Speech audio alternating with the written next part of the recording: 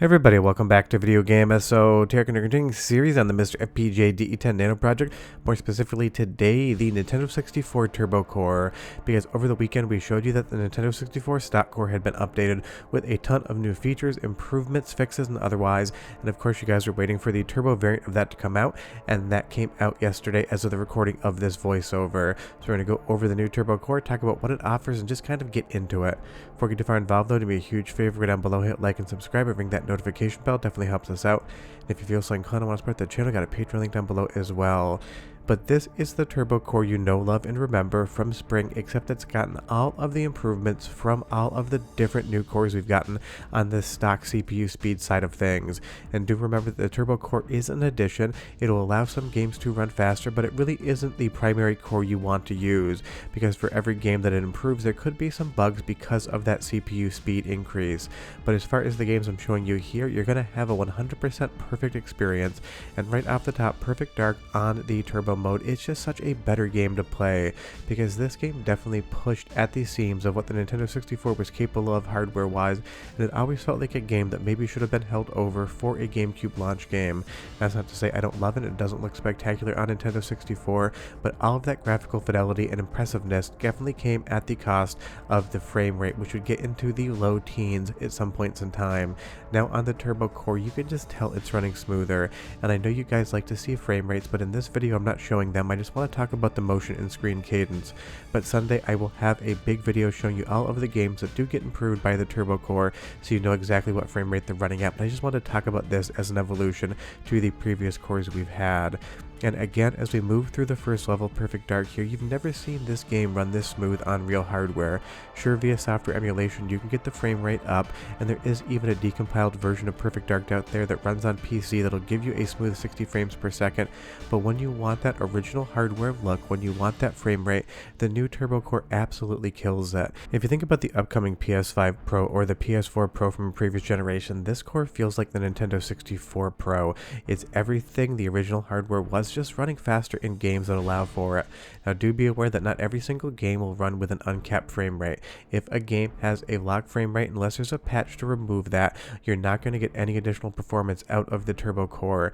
And you'll see here, kind of just looking at the wall, all of those reflections, all of the gun changes, they do just move smoother than they ever did before. Even those camera pans are just so much better as far as the motion and fluidity on screen are concerned. So the games that have unlocked frame rates will benefit from this core, and that's going to be a decent amount of the Nintendo 64 library. And the best part is it improves the games that I think needed the most improvement, because Perfect Dark is an absolute masterclass both as a first-person shooter on Nintendo 64 as well as a showcase of what the Nintendo 64 could do graphically towards the end of its generation. But that always came at the expense of frame rate, and now today it doesn't come with the expensive frame rate, because you can get this thing really close to lock 30 for most instances. Another game that has an unlocked frame rate that definitely could chug back in the day is Donkey Kong 64, and this is just one of those classic rare platformers that you absolutely should play if you never have before. Just make sure you use the Swap Anywhere mod for the game, that way you can select whatever character you want at any moment in time. It makes the game 100% more playable than before. But just kind of navigating around the island here, this is an area that would definitely struggle a little bit on real hardware as well as the stock core, but because this game has an unlocked frame rate as well as the ability to draw in true widescreen, you're just going to get a better experience, and it really does make a night and day difference. I would say that the original frame rate in Donkey Kong in spots would make it so that it's no longer a 100% enjoyable experience just due to its age, but stuff like the Turbo Core just makes all of that better. And again, the best part is you get all of the fixes, all of the audio changes, everything else that's been incorporated into the stock core is here on Turbo. So go ahead and listen for 45 seconds of the audio quality, and I'll be right back with more games.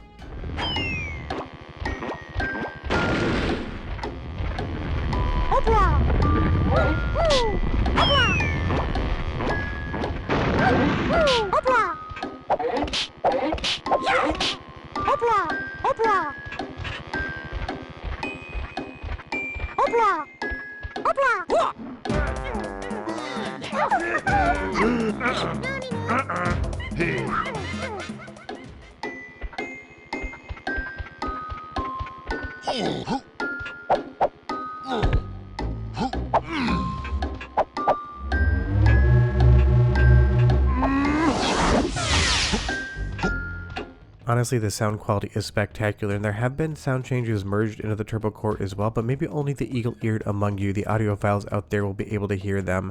But I do want you to know that the sound has improved. It's going to be the best sound you'll ever get out of MiSTer FPGA and the Nintendo 64 core of all the ones you've tried. But I do want you to remember, this core is not going to come down with update all.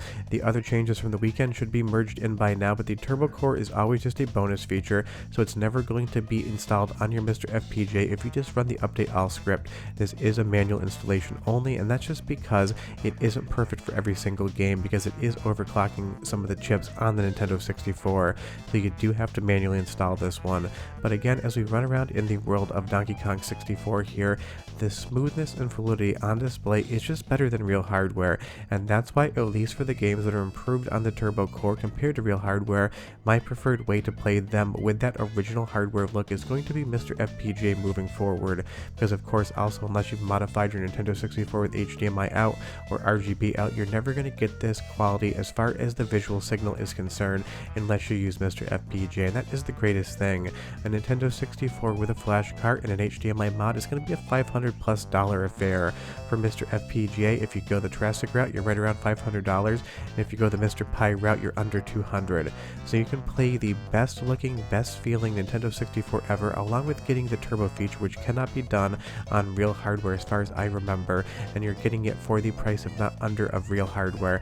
That is just absolutely outstanding, and stuff like Donkey Kong 64, the best way to play in my opinion is the Nintendo 64 turbo core. But let's keep it rolling with rare platformers, because Banjo-Tooie does the exact same thing as Donkey Kong 64, even more so as far as the improvements are concerned.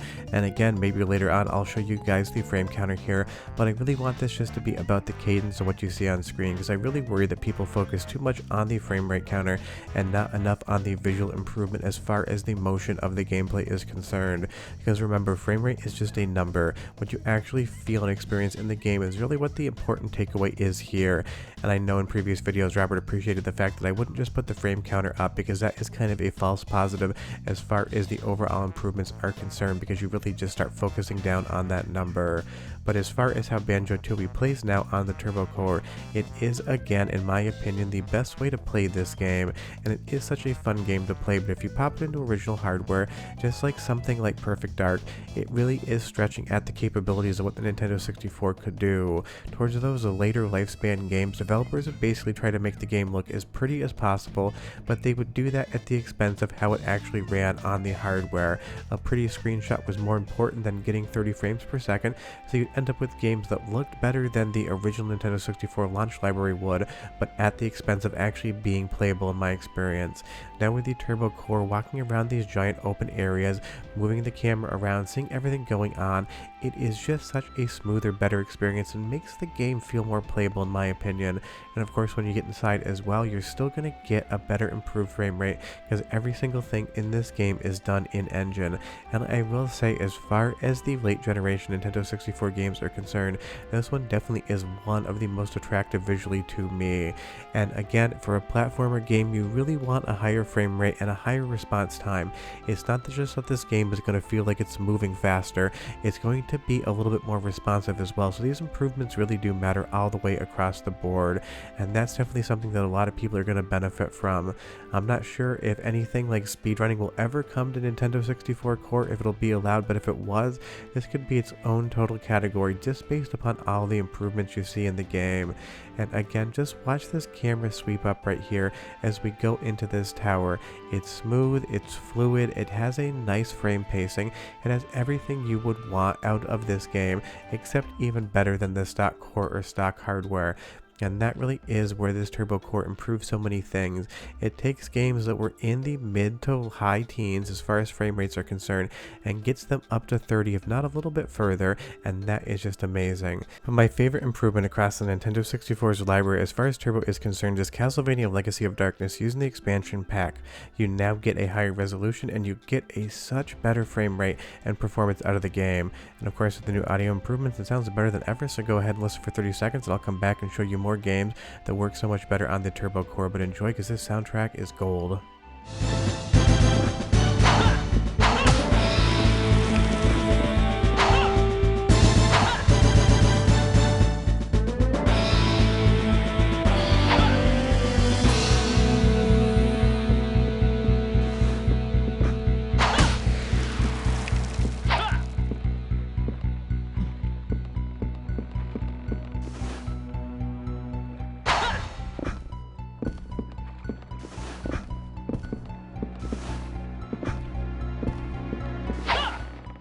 I mean, I know Castlevania 64 and Legacy of Darkness don't get the best reputation, but the music in this game is as good as anything else of the generation. Different style than Symphony of the Night, but still incredible. And I'm really not sure why these games get so much hate. I totally understand the complaints about having that low frame rate back in the day, but the best part is now that it's just completely gone, you're going to get close to 30 frames per second locked on this game no matter what you're playing.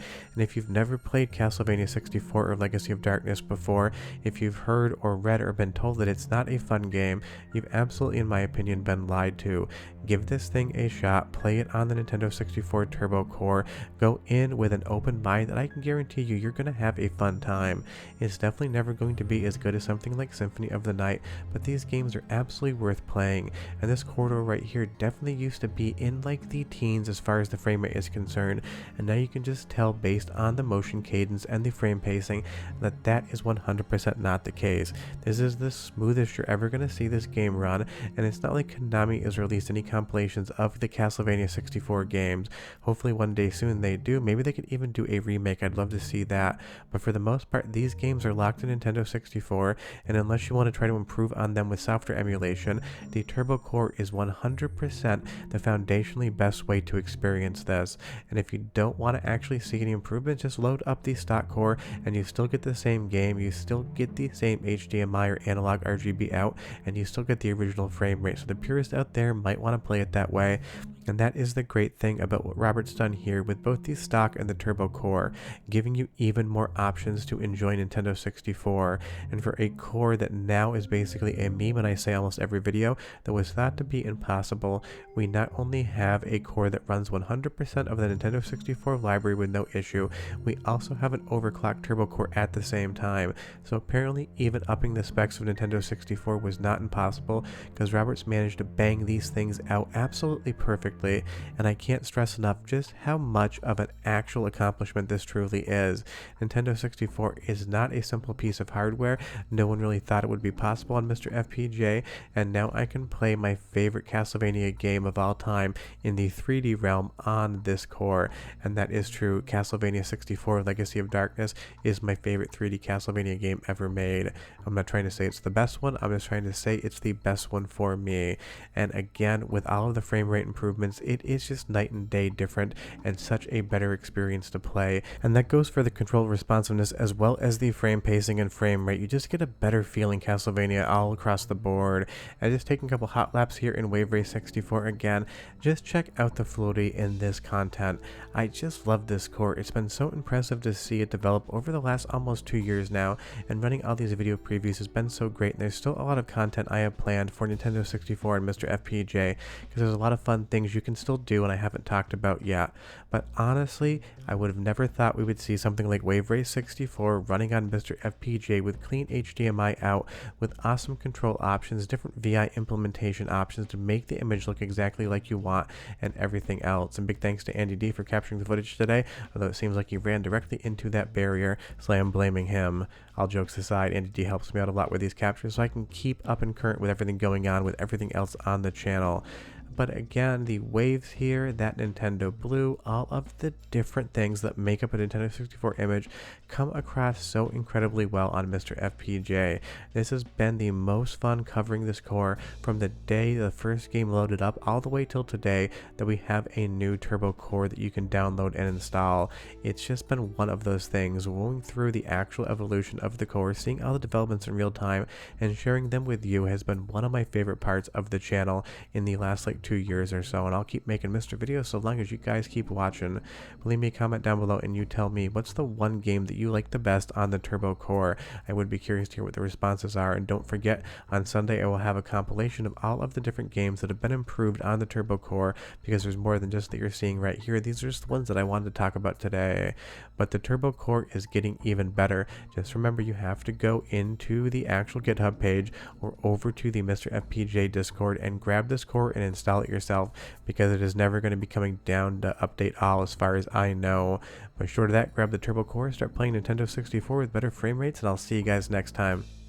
Bye bye.